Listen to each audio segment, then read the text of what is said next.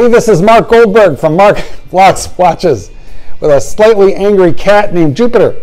Now, Jupiter has featured in a video or two, and I get more reaction to Jupiter than I do to my dogs, quite frankly, or me. So you're going to have to suffer along with me here. Now, this cat is old, he is deaf,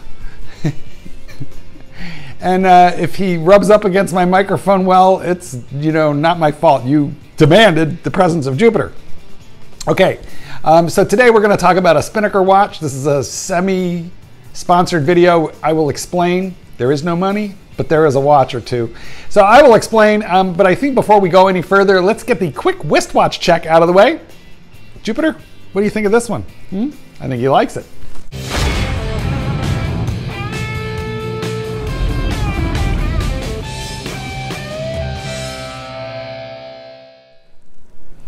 It is a Monster, Seiko Monster. I still maintain that for the money, this one, I think I paid $235 for it on eBay. For $235, this is about as much fun as you can have. That's, of course, you get a G-Shock, and I like those too. So, speaking of low-cost, low-rent watches, I want to talk to you about a Spinnaker watch. Let's turn the camera around. Say goodbye to Jupiter. I'll bring him around for an intro. I mean for an outro. But yeah, let's take a look at this Spinnaker and see what you think.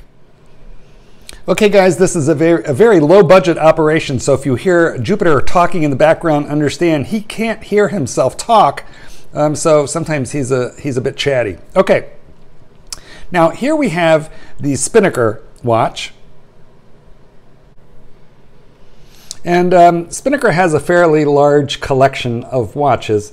I'm not in love with their website because it's not crazy well organized, and there's not a whole lot of backstory on this company, but my best guess is this watch comes out of Hong Kong. That's what I think anyway. And of course, like every other watch, it has pluses and minuses. So let's go through some of the specifications and details. First of all, this is from Spinnaker's collection, Croft Collection. And their stock number is SP-5058-02. This is a 43 millimeter watch, and it is an automatic. It has a Miyota movement, okay? And the only thing, this is one of the negatives about this watch. The Miyota movement is non-hackable. It is hand winding. I'm pretty sure about that, but it is not hackable. And it's kind of an interesting movement because it allows for the hour, the minute, the date under a little bubble cyclops kind of a thing. Let me have a close look at this. I think it's misaligned, but this watch hasn't been running, so it's probably, well, there goes Joopy. It's probably in the middle of trying to change dates. So let's fix that. There we go. Yeah, that's better. You get a better look at it now. It is a screw down crown, but it's a little gravelly. It's a little tough to find the, well, you're going to see I'm limping along trying to screw it back down. Now, that wasn't entirely the fault of the watch. Doing it under camera here has my hands at a fairly awkward position, but it's not 100% smooth.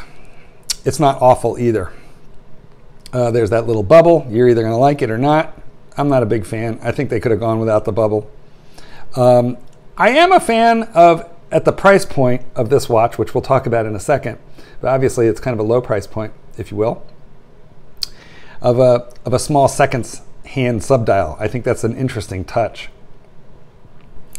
It's a 43 millimeter case. It's 12 millimeters thick. No crown guards, which gives it kind of an old-timey, kind of an old-fashioned look.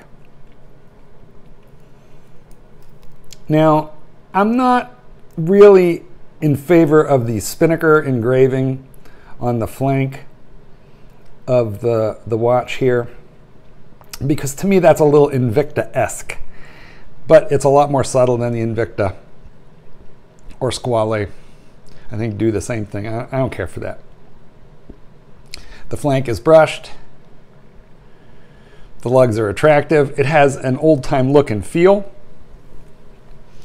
It's, I don't know, maybe slightly reminiscent of a Tudor Black Bay, but with a lot of its own design cues. So this is definitely not a straight-up homage where they're just ripping off all the design cues.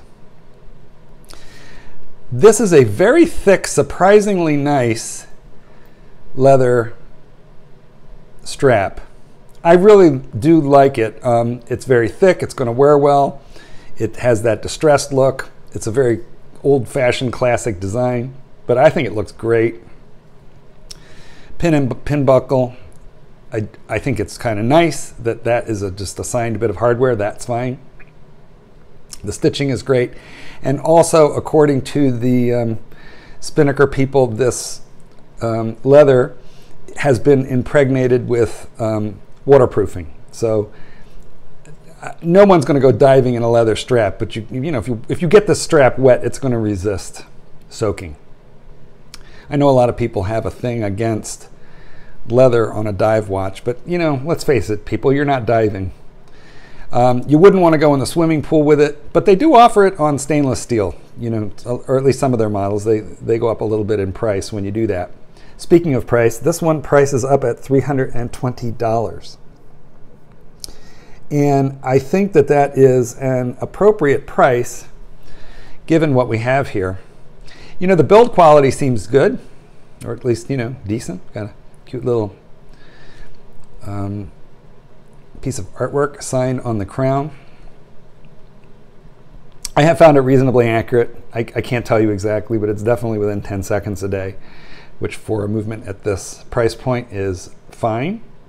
And surprisingly, it has a display back with some actual decoration on the movement. Now guys, look, it's a inexpensive-ish Miyota movement, and I'm not trying to pass it off as anything more than that. Undoubtedly, this is a machine decorated movement, but hey, someone took the trouble to buy a machine decorated movement for it. And because of that, honestly, it doesn't look half bad. And, you know, I don't know. That black signed Spinnaker rotor, I could have lived without it being black. But, you know, hey, listen, I'm not going to quibble. It's $320, you get a display back. And it's good to 150 meters. Now, you might say, weird, 150 meters. Why wouldn't it just be 200 meters? Well, back in the day, 150 meters was a fairly common rating for dive watches. So that's a little bit of a throwback there. So honestly, the back of this thing looks pretty damn nice for a $320 watch. Now, I said this was semi-sponsored. Well, they told me to keep the watch, regardless of how I reviewed it. So I haven't been paid anything, but you know, they gave me the watch. Now, this isn't the kind of watch I'm going to wear a whole lot, mostly because I have too many others.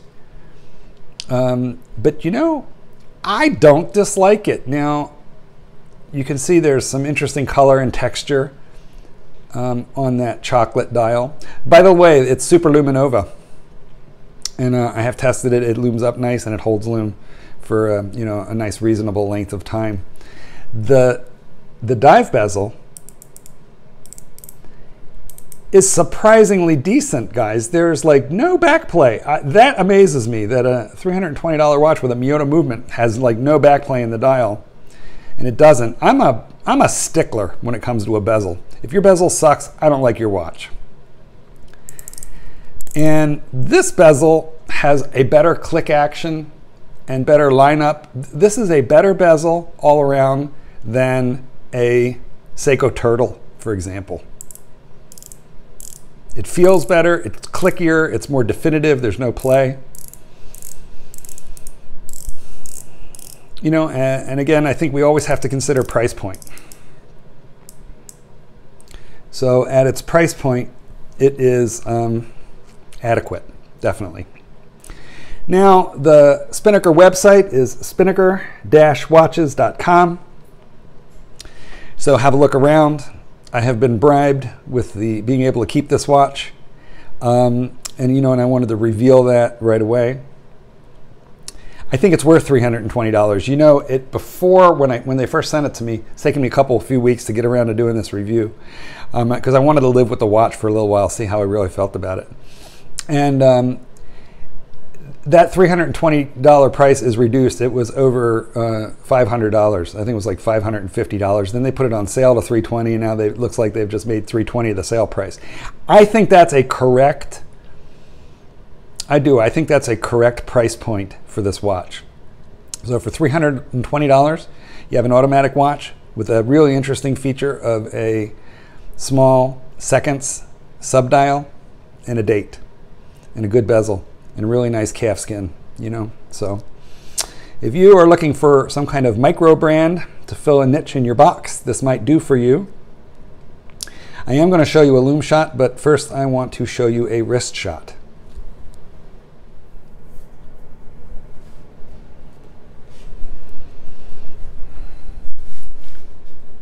Well, here we go, guys. You get a better look at this, get a better look at the wrist shot here. Now, when you go on their website, you will see some of their models come with a sailcloth, leather and sailcloth strap, buckle strap. Avoid it. They sent me a watch that had that, and I found that strap impossible. It was so stiff, you could barely get it on, you could barely get it off. The sailcloth starts to fray immediately. However, this guy, I'm digging it. I like the leather. Avoid their sailcloth, but if you like this, I can endorse the leather. Okay, let's go take this thing into a darkened area and have a look at the Lume shot. What do you think, Jupes? What do you think, buddy? You like it? You want to sniff? He's unimpressed.